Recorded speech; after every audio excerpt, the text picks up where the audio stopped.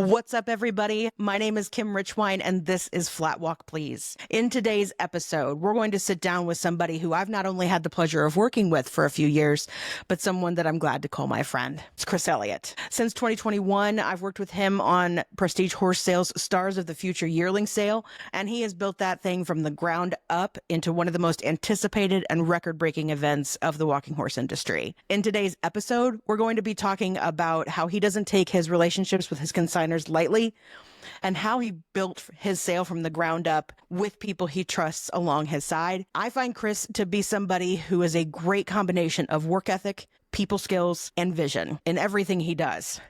I'm excited for you to learn more about him in this episode. Let's dive in. It's time for Flatwalk, Please, with your host, Kim Richwine. How did you meet Nick Rippey and come into the whole Pleasant Valley relationship professionally? So it was complete accidental, really. We had some mutual friends, and we would all get together and hang out, and it just always seemed like me and him just kind of hit it off. We kind of had the same philosophy on brood mares and colts and stuff like that, and now, that's been 10 years ago now. I mean, he's one of my best friends in the world. He was in my wedding, I was in his, and Oh, wow. his kids call me Uncle Chris. I mean, it's... Oh. So, yeah, I could not tell you when I met Nick. I kind of knew who he was. He kind of knew who I was, but...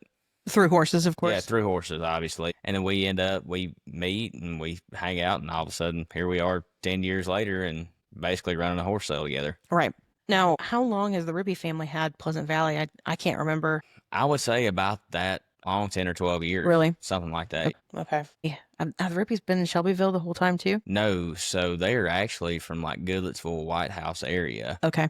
And whenever Nick graduated high school, he moved to Shelbyville and was going to college at MTSU. But Andy and Lynn, they live in Gallatin, I believe now. Really? Yeah. And so when you were talking about the sale coming together, was Pleasant Valley always the location you were going to be?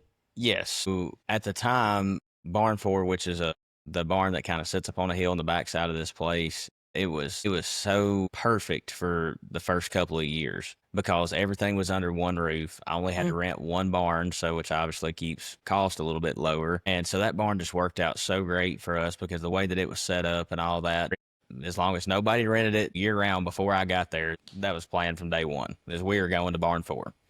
And we kind of have the funny expression because like that moment of having that first sale, like obviously a lot of nerves. I think I went to sleep at like 3:45 that morning, was back up at 5, and I slept in my car. Really? Yes, because it was just, we had so much stuff to do, and there was just so many things that I didn't think about that had to be done. Like and it was just small things like setting up banners and just this, that we didn't put up. Because it was like, oh, that won't take long. Well, 3:45 in the morning, we got done on Thursday night going into Friday morning. And then I was back up at 5 to get everything fed, hayed, and watered because all of the help, they weren't going to get there till 7 o'clock. But anyways, that first morning of that sale, that moment of like that energy that was in that building because it was something new, it was something exciting. And a couple buddies of mine have that expression, there's magic on that hill back in Barn 4. And so I'm glad that we were able to grow and move to the arena now. But that Barn 4 up there where everything kind of started, it always kind of have a little special place because that was always where it was envisioned to be at, was up on that hill. I was with you that first year. When I observed your day with the sale starting, because I'd never worked a sale before either, it looked like to me that everybody that you brought in, your staff, your ringman, your auctioneer, everybody knew exactly what to do. Nobody looked new in their position. Yeah. And that was fascinating to watch a new business in its inaugural year have a sale like this. It looked like it ran great, man. Our first year, our operations was great. So I had Adam Johnson there. Adam Johnson was so important in that first year. I mean, he was up there helping me clean the barn up. And, hey, I need tablecloths. Who do I call? Call this guy. I need this. Call this guy. And he was up there busting his butt trying to help make that happen and getting everything set up. Nick, who he works the back. He's the guy that you never see at Prestige on sale day. You see him every day leading up, and then all of a sudden you don't see the guy because he's back there making sure that we're not sitting there with a 15-minute break in between horses. He's back there busting hump, making sure that the horses are coming in order and keeping everything straight back there. So it's everybody, obviously after the first one, now we have a general idea of what can go wrong. Now we just plan accordingly going forward. But the guys in the back, Nick and all the guys that lead Colts through for us, it's like now they know their job and they show up. They're professional. They're always helpful to all the customers. They are happy to work. We've got a great overall staff. From you meet Brandon Walters when you walk in at bidder registration, who does a ton for Prestige Horse Sales that people never see. You see my mom, my grandmother, my sister. You see everybody there when you walk in. You see you, and then you meet all the ringmen. Blake Ferguson, who works on the biggest stages in the world, works Barrett Jackson, works Phasing Tipton. You have Adam Johnson, who I've already mentioned, great auctioneer, great ringman. You have Dallas Massey, world champion ringman. And then we've had several others. Ryan Denton works some big stages. We've had Cody Dozier works Barrett Jackson and Phasing. And then you have Blake McDaniel, our auctioneer, who is two-time world champion and one of the best. Like, everybody showed up because we were all friends. We all knew each other. Except for Ferguson. That was the day that I met Blake Ferguson was the day he showed up to work my sale for the first time. Really? I hired him on a recommendation from a guy I'd had somebody else hired, and he says, "Hey, I've had an emergency. Here's a guy. Here's his number. Blake Ferguson's his name. He's ready to come to work. I've already talked to him. He's got the date open. Bring him down. He will do a fantastic job." So I called Blake, obviously super professional, but meet him there at the sale that day, and now we're great friends as well. So, but everybody showed up knowing everybody except for Blake that first year, but now he's part of the crew too. And so everybody showed up to come to work. It's like, well, Chris did all the hard work. Let's get these 4 or 5 hours behind us and let's do our job and get out of here. Well, being somebody who had not worked an auction before, it was interesting. I thought that I would be amongst people more like me that were going to be learning something or that were more inexperienced, but all y'all brought in so much experience that it didn't look like a first-year event. There was no slowdown in pace. Nothing about any of the event management side of it looked like a rookie year. And especially because you broke some records on a sale, but you had taken a lot of care and time into working it so that was what we were looking at. It was a record-breaking sale. Can you tell me a little bit about how that came to be? So LaVon Tyson called on that first year, and this was getting kind of close to the deadline. I can remember where I was sitting when he called. I was sitting in the cafeteria at some expo center in Harrisburg, Pennsylvania. I was there working an auction, and I get a call from this guy from North Carolina. I knew who he was, but I didn't know him that well. And he says, "Hey, Chris, I've got these 3 colts that I want to consign to your sale." And I said, "Okay." And we talked for a minute about what they were. And that year, I'd already done a little research on iPads, and I saw that he had a full brother to Jose's Revival and a half brother to my Honeybee, who had been killing it that year as a 3-year-old mare. So I said, "Well, what about those?" And he's like, "Well, I don't know about taking those to an auction." Well, long story short, I get him to consign both. And then he ended up taking the other 3 somewhere else. So he brings those 2 down, and he told me kind of what he wanted for that colt. And at the time, that was astronomical money. And he was like, "I think he's going to bring that, or I'll just start him." And Jose Revival had already been doing his thing. I mean, he's 2 and 3 and 4-year-old world grand champion, very popular horse, well on his way to try to win the world grand championship and then retire to the breeding shed. And that colt shows up. I'll never forget it. I was coming in. I had to work my Thursday auction, the first Thursday of the celebration. And that's the day that he brought that colt in. And I got in at probably 4:00 that afternoon, and I go to walk through all the stalls, make sure everything's, looking good. And I looked for the stall that he had put him in, and I was like, whoa, this colt's different. He looks like $1 million. I mean, Billy Nipper could not have painted a prettier picture of what a yearling was supposed to look like. And so I was like, well, I said, tomorrow I'll get him out and we'll move him around and see what he looks like. We get him out and he moves better than he looks. I mean, he's the biggest freak I've ever seen in my life. And so, of course, people show up and they're trying to buy him and trying to buy him and trying to buy him. I said, no. I said, you can buy him on sale day. You can buy him on sale day. And we had a lot of money bid on this horse prior to the sale. And I just said, no, you can buy him on Friday when the sale gets here. So full week goes, and I mean, it's the talk of Shelbyville. Have you seen Revival's brother over there? Have you seen that? Have you seen him? So it got to the point to where I had to tell people, like, look, if you want to see him, be here before noon, because I'm not getting him out anymore. Because I didn't want to risk the chance of getting him hurt. It wasn't the fact that if anybody wanted to see him, I'd love to show him to you. But after getting him out 3 and 4 and 5 times a day, moving him around, I mean, you take the risk of, what if he pulls something and his leg swells up? There's just so much stuff that can happen. And so I just told everybody, I was like, if you want to see him, come before lunch. I'll be happy to show him to you. And this colt had so much hype and all this around him. And he gets in the sale ring and he ends up bringing $106,000, which at the time, the highest colt ever sold at public auction in the walking horse breed was $52,000. And so this colt brings 106, which was over double of what Levon Tyson was expecting. So it was crazy for me, especially as a first time sale, to break the record and double it.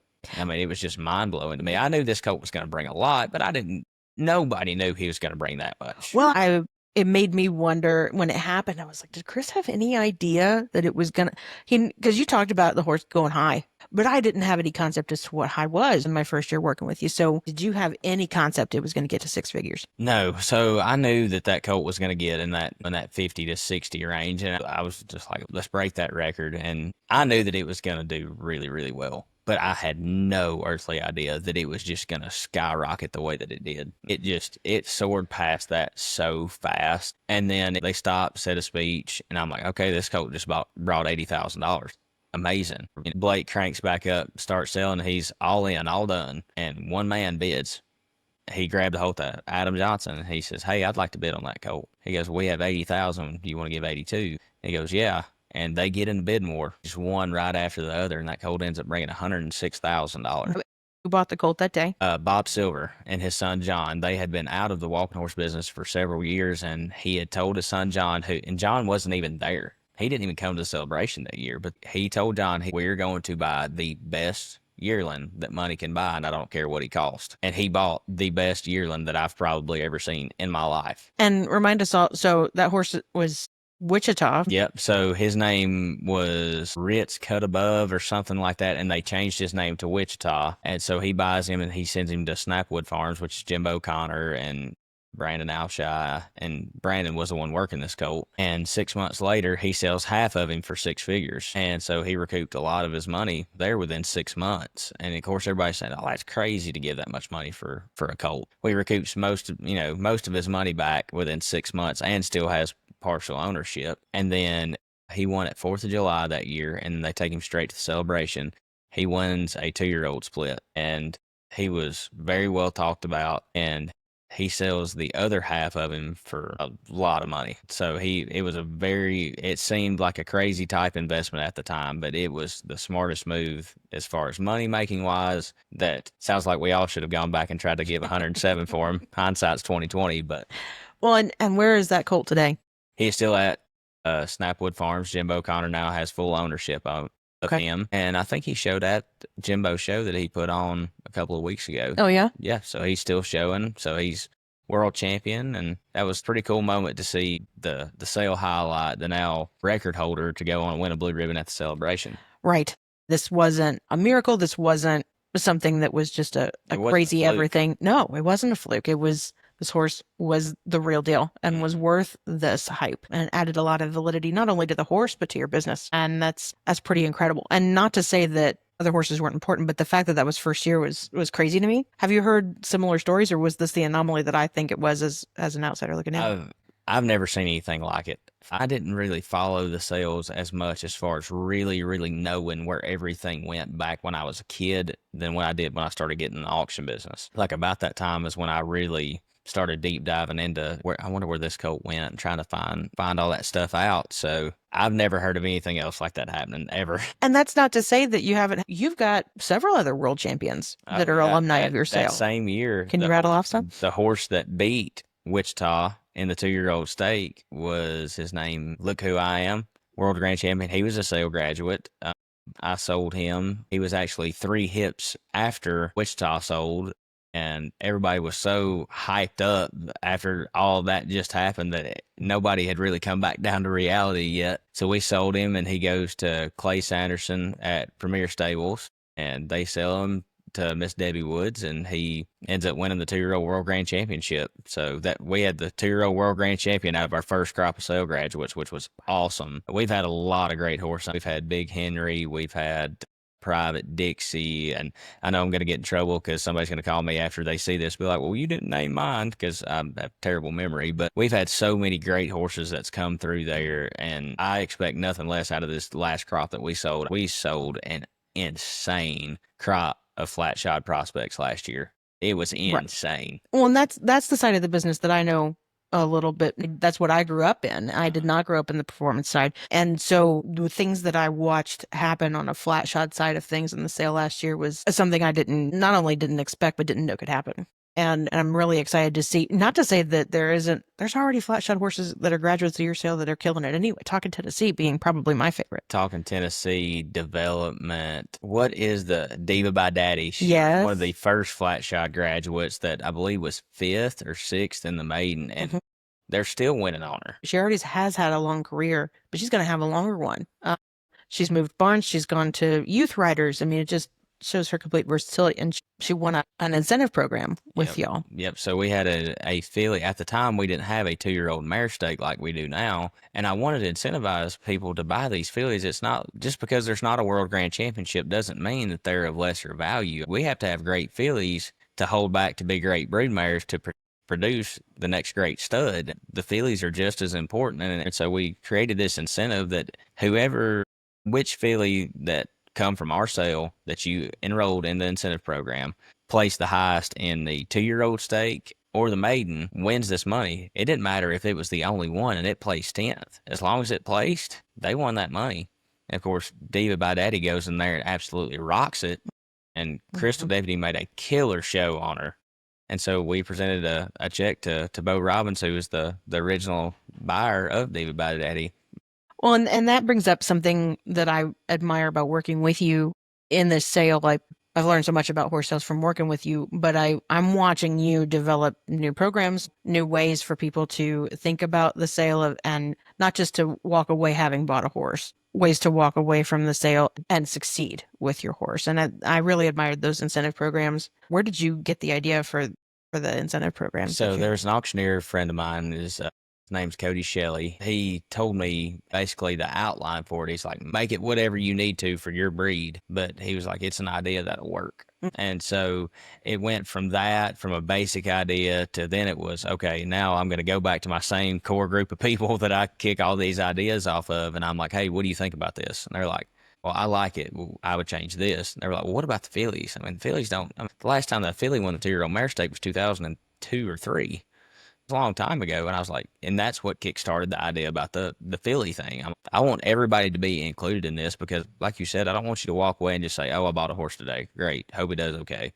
Like, we want to try to put people in a position that where they have a chance to win some of that money back, if not all of that money back, feel like that they're doing something more than just owning a great horse. Right.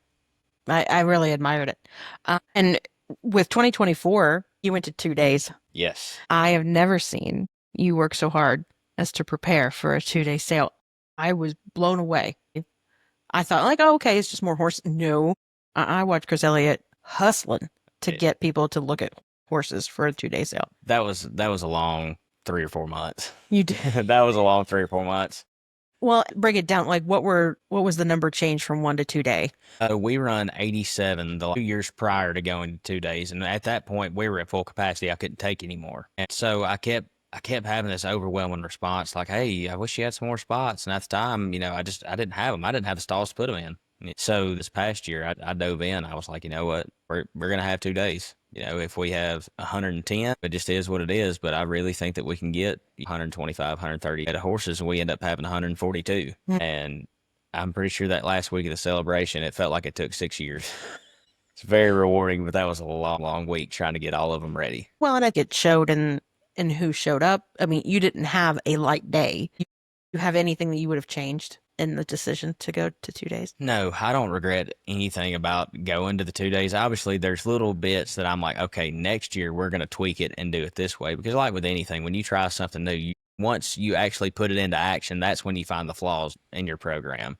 So obviously there's some stuff that we're going to change going into 2025. Nothing major, but just operational type changes that would make all of our lives much easier as far as working for the customers, anybody. So it's always a constant involvement, trying to make it better for everybody. Well, and I saw you hustling the week of the sale to show horses to people. But what I've observed you working harder and probably a more sustainable time frame is I never watch you not pick up when a consignor calls. Whenever I'm around you and a consignor calls, you pick up the phone. You take good care of your consignors. Can you tell me about your beliefs in consignor relationships?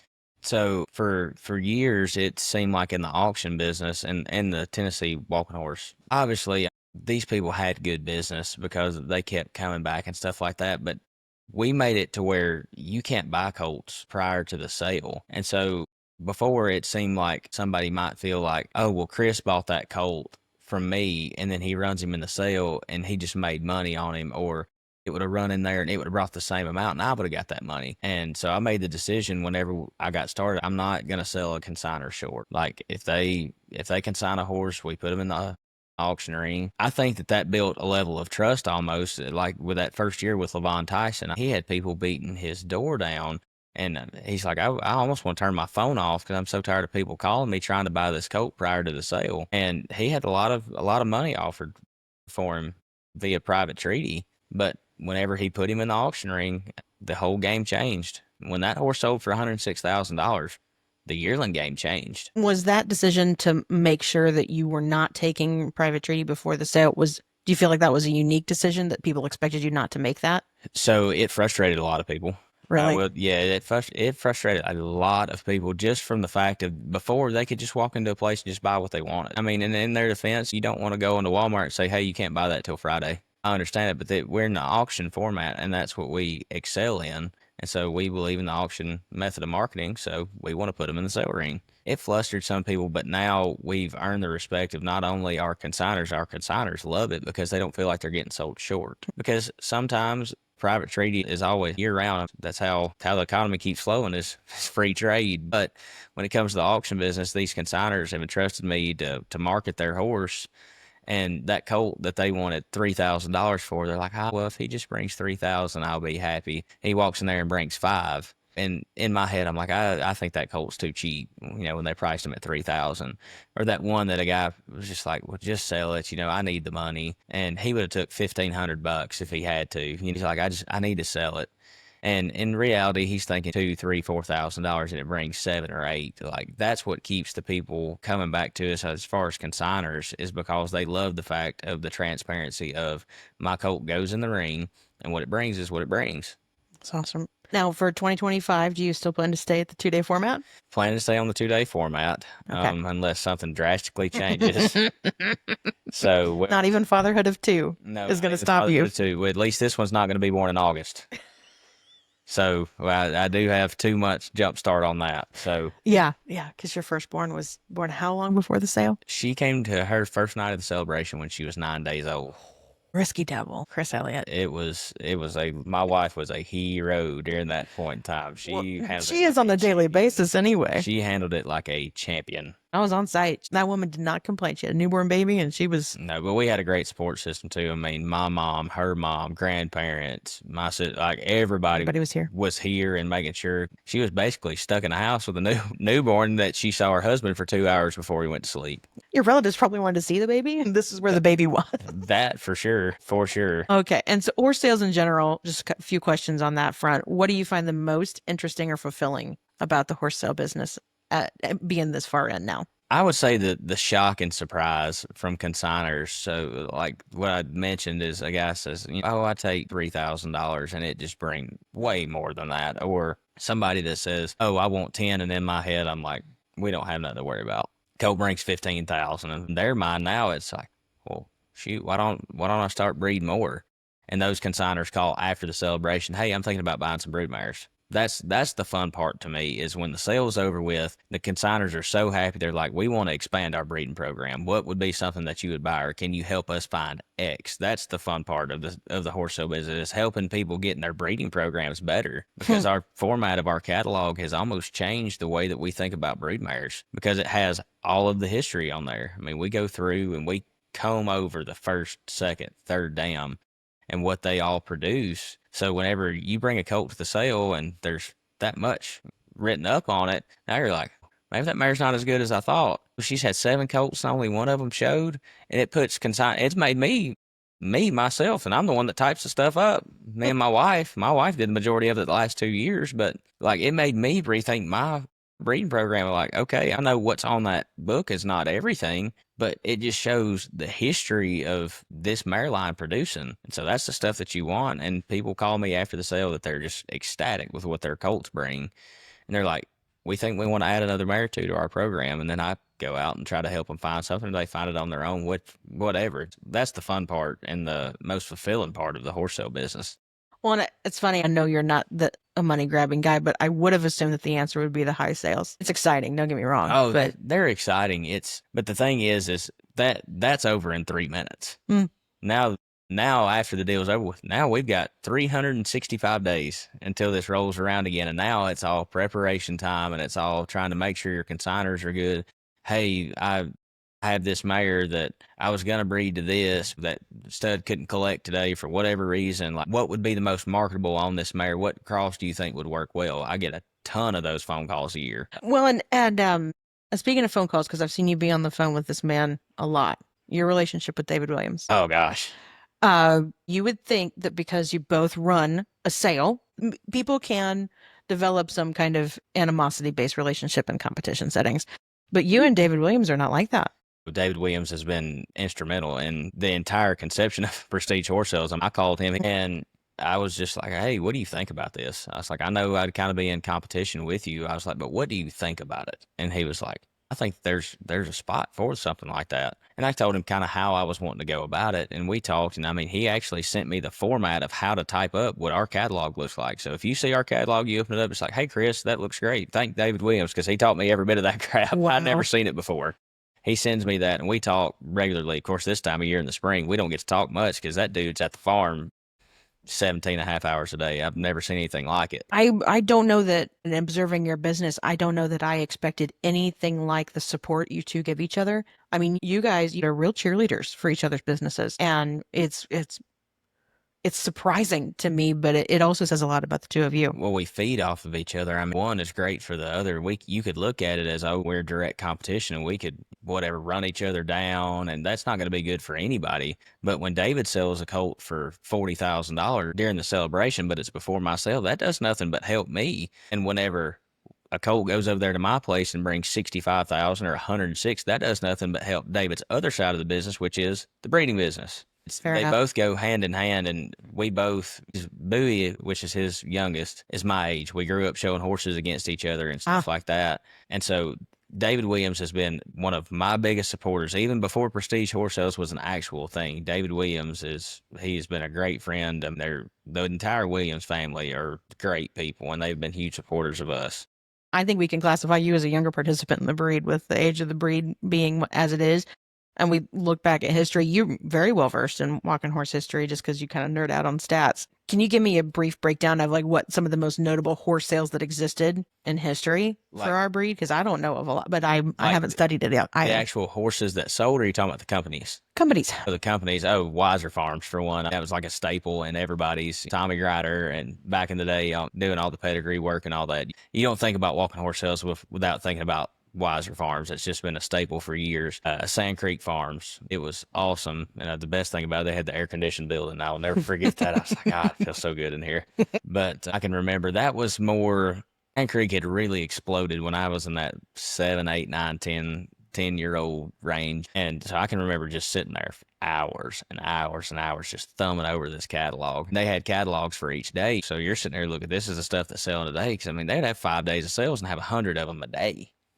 So you're sitting here thumbing through, and I'd look at my dad or my granddad, whoever took me to the sale, because they were there buying too. They were looking at stuff to start. I'd be like, I like that one. He's like, here's why you don't want that one. Or, oh yeah, that one's bred pretty good. And of course, as an 8 or 9-year-old kid, I didn't know all that much. I just knew some names that were familiar. But the older that I got, we'd sit there and keep going to the sales. And I can remember my granddad buying I don't know how many he bought that year. It was a ton. And there were some really good horses that they sold for good money and went on to have great show careers and all that. That's Sand Creek Farms, which was probably for my time period. That's how I remember horse sales. Do you feel like those historic horse sales back in the day influenced your business model? Bits and pieces, obviously, like the operations of those, because they had so many animals coming in and out every single day.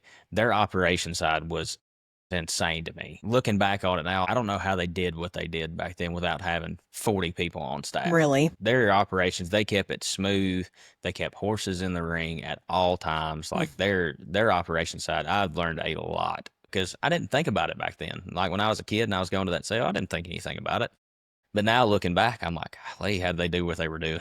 Have you ever received any favorite piece of advice from anybody in the industry about the sale of walking horses? Just about the sales in general was when you shake a man's hand and you make an agreement, you do it good, bad, or ugly. If it works out good for you, great. If it doesn't, go on. Who shared that with you? My dad, my granddad, Ricky Atnett, they're all those people were very influential in my life. And whenever you shake a man's hand and you tell them that you're going to do something, whether it works out in your favor or it don't, just do it. Because if you don't, I mean, some of the people that I met in this are some of my favorite people in the world, but word travels fast. And when you don't do good business, it doesn't take long for it to get around. So, and now that you've had the sale for a while, your professional opinion, what's the most challenging part of selling walking horses today? it would be mainly the prep work. It's just the part leading up to the sale, and it's not just the putting together of the catalog. That's enough work. That's a whole other. We'd have to do a whole podcast just on that. But just the prep work of trying to get all those colts worked down enough, because that's a new world to them. When they step into that auction ring,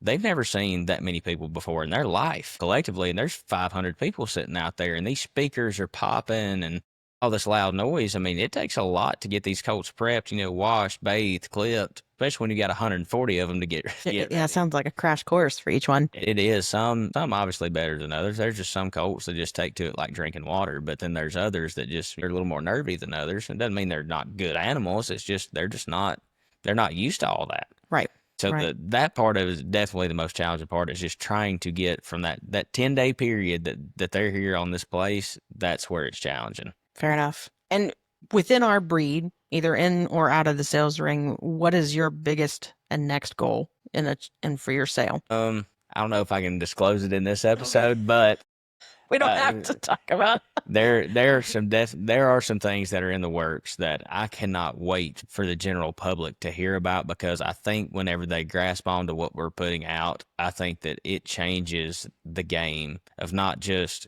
colts. I think it changes the game on genetics from now till whenever. I think it's going to be exciting when we put it out and people call and they ask questions. Well, what about this? What about that? And when they really grasp what we're trying to do and it takes hold, I think that it changes the game. I think that's pretty fascinating to me, because I would not necessarily assume that there's not too much you can change about a horse sale, right? Like a horse sale is a horse sale. But I'm excited for people to understand that Chris is not necessarily satisfied with the status quo, even when it's successful. And it's probably one of the biggest things I admire about working with you is that you are never done thinking, man. I've never met anybody quite like it, but you've always got something cooking. And so hopefully that means that people are always checking in with what's Prestige doing next. Last question. I want to start with my guests. I want to see what their favorites are when it comes to the horses' names, but not including any horses that you've raised or owned.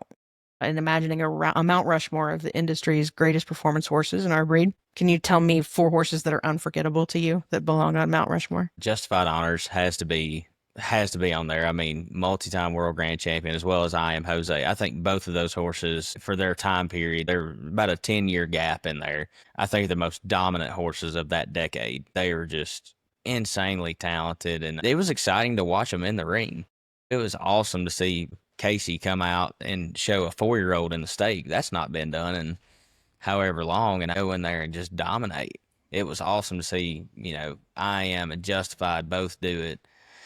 I'd have to say another one, Strong Need for Cash. That little bay pony holds a special little place in my heart. To my dad, like I said earlier, used for Michael and Casey. That horse had the most insane growth from his 2 to his 3-year-old year, as far as he was always talented, but it just took him till he was 3 to really piece it all together. And I remember walking around the top level of the Calisonic and hearing everybody just losing their minds. I turn and it's Michael on this bay horse that at the time I didn't realize it was the same horse. And I fell in love with this bay horse, and did all the way up until he died. He was one of my favorite show horses of all time. And 4th one be kind of tough. There could only be 3 on Mount Rushmore if there needs to be. No, there's been so many great horses that I can just think of off the top of my head. Vita Blue, he's a great horse. I don't know if he makes my Mount Rushmore, but he's got to be up there. He's an exciting horse. Going through 9 Gold, who had his career cut short because he got EPM. Great animal. Just insane the amount of talent and want to that horse had. Throwing it a little bit old school, and it's one that my dad did not shoe,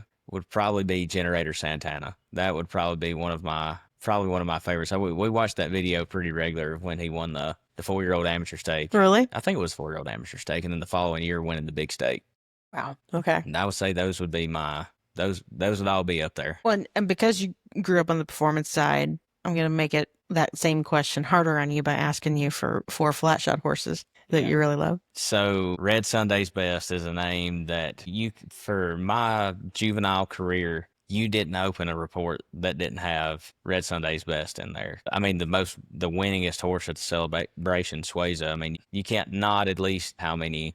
I mean, I think she's in the 30s now as far as world championships. It's insanity. Yeah. But some personal favorites of mine, Habanero, when he was 2, 3, 4 years old, that horse changed my perspective on what flat shot horses. You see 2 and 3 year olds, they're just not fully developed yet. They've not found their groove, but that horse found his groove early in life and he erupted. And of course, I love trendsetters. Habanero was the first one out of that mare dropped me in, which then come Jalapeno, Quesadilla, all of those great horses. He was the one that started it.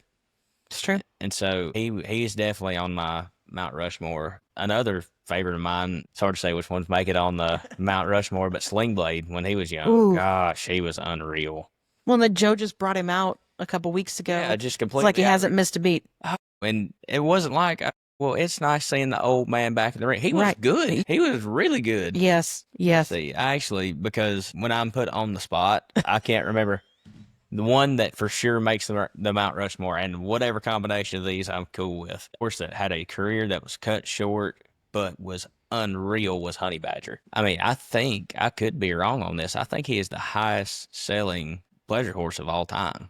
Flat shot horse. He might be. He brought a lot of money once upon a time and was a great animal. I got bored last night and was like, I thought about him and I was like, I'd like to look up his record. So I get on there and he got beat like once or twice, like when his first couple of shows, but he never got beat for like 5 years. Wow. Under 3 different owners. I'm just unreal. He was one of my favorites. But anyways, all of those, I don't know which 4 would make my Mount Rushmore, but all of those horses were so good in their own way. But Well, and a big reason that I want to ask that question to everybody that I interview is that it's easy to go in and get a blue if you've got the right kind of setting. Like you time yourself out where you're going to find the least entries in your class, or you go over here because this judge is going to like your horse. The horses that kind of transcend time to me are the ones that seem to win in front of everybody. And I think that when you're talking about a trendsetter horse, it means that it's a broad base appeal. And in a subjective sport like what we've got, it's to be respected. And so that's the reason I kind of force people to go through that list. And thank you for hanging in on the flat shot side with me too, because I am hard pressed to talk about performance horses just because we're raised on different sides of the breed.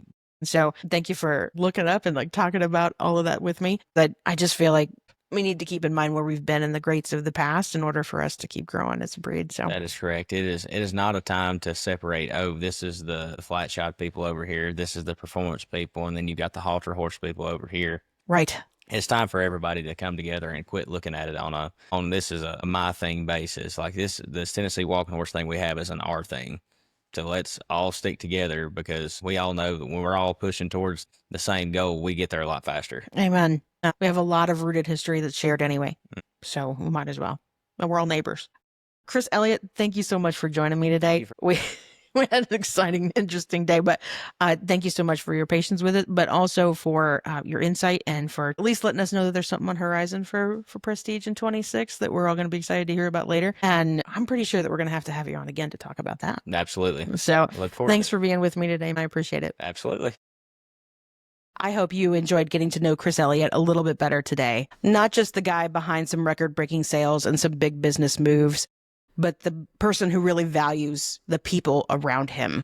He works hard with a lot of heart and a whole lot of hustle, Big thanks to Chris today for taking the time to sit down with me and talk about the sale and the mindset behind it all. Thank you so much, Chris. You can subscribe to this podcast on Spotify and on YouTube. You can also follow us on socials. We've got Facebook, Instagram, and TikTok. We're going to be alerting everybody to upcoming episodes on all of our social media. Until next time, thank you so much for joining us today for Flatwalk, Please. This is Flatwalk Please podcast with your host, Kim Richmond.